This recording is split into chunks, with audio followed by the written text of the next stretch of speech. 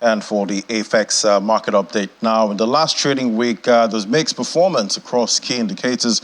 Turnover reduced by 70.76% from 9.68 billion naira to 2.83 billion naira. We also saw a decline of 78.10% in the volume of contracts traded.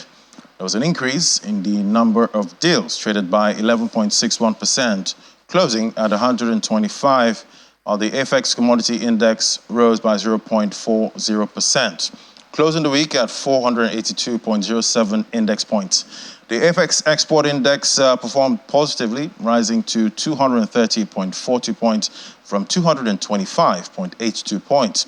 For the volume of contracts traded, there was an increase with volume across cocoa, maize, paddy rice, soybean, and cashew nut. Let's look at the price movements now. We see across export commodities, sesame, ginger, and wheat maintained at 1,247 naira, while 923 naira and 380 naira respectively, while cocoa, that rose by 10.67% and closed at 2,083 naira 73 kobo. Paddy rice, that rose 2.64%, closed at 338 naira 85 kobo, while soybean rose by 0.87% and closed at 341 naira 72 kobo.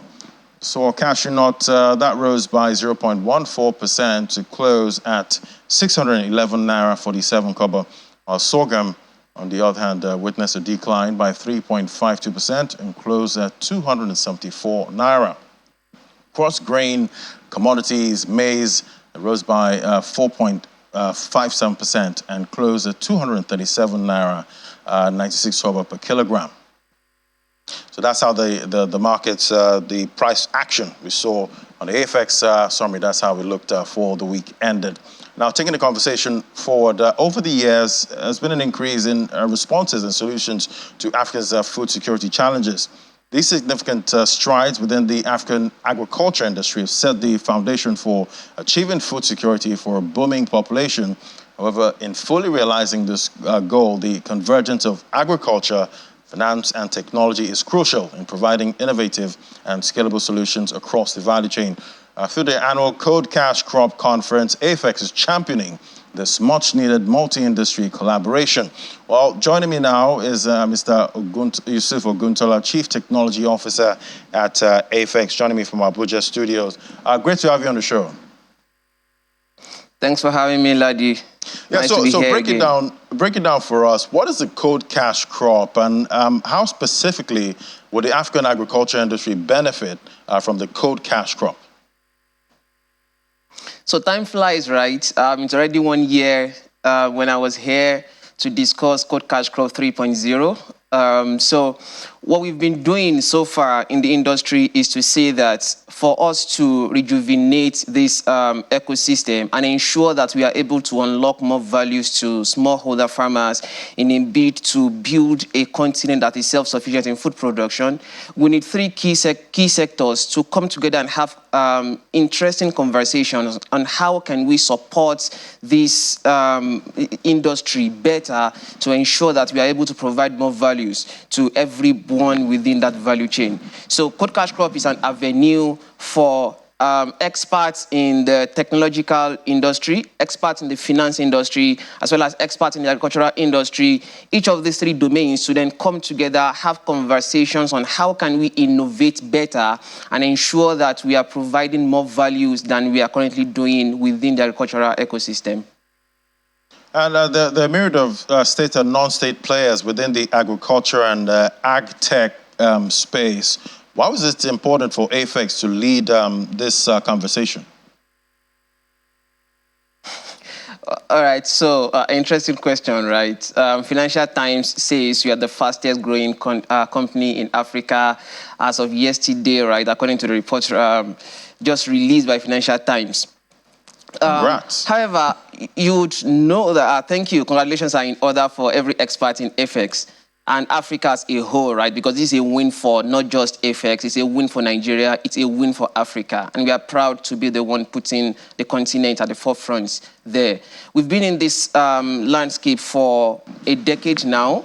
we believe that somebody definitely needs to lead that conversation. And being a giant that we are in this space, the stride that we have been able to put in place in the last 10 years obviously put us in the right position to be able to put the right participants in the different industries together to now start that conversation and catalyze the opportunity for them to discuss better, and then also take that conversation forward, right? Because it cannot just stop at just discussing. When we come to the round table, have conversations, and then draw conclusions from those conversations, somebody then needs to implement whatever we have discussed and whatever we have analyzed, right? So that's where effects then come into play. So we are interested in ensuring that these conversations happen. We're also interested in seeing that whatever the outcome of those conversations are, they're actually implemented and it becomes value for the whole Africa.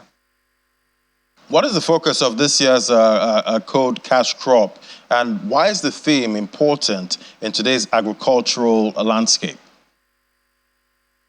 What we've called Code Cash Crop 4.0 is scaling market-led solutions. And the reason we've come out with that idea is we need indigenous solutions to be developed.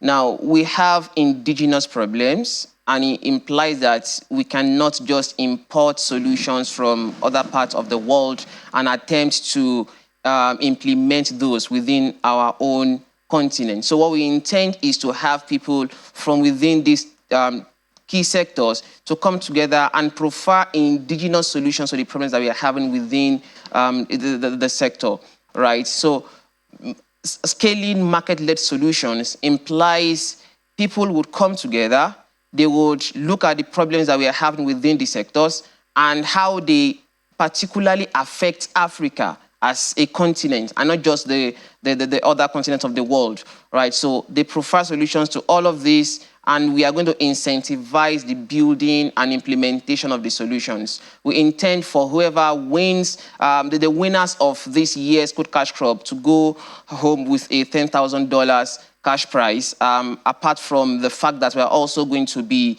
doing a 1 month, depending on how many people then come out and how many submissions we have. We're going to be doing month-on-month trainings and support to ensure that they are able to be guided enough to implement what their solutions is about.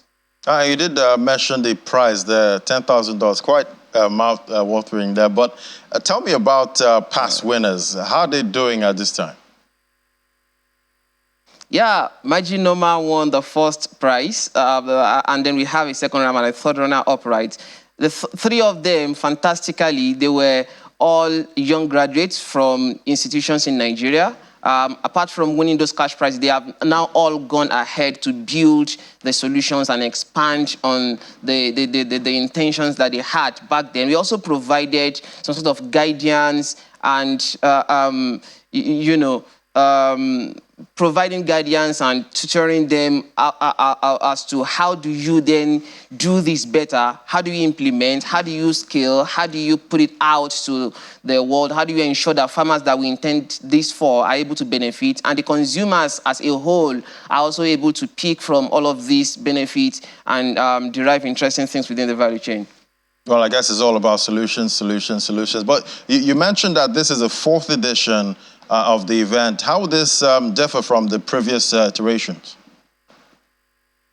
So Code Cash Crop started in 2012, right? And last year, which was Code Cash Crop 3.0, we introduced the Ag Hackathon Challenge for experts to then come together and have a boot camp and build whatever you say your solution is, and let's see what it's going to be like. And we're going to be judging and grading based on whatever they come out of in the boot camp, right? So this year, again, we are going to be doing the same thing, but then in a larger scale.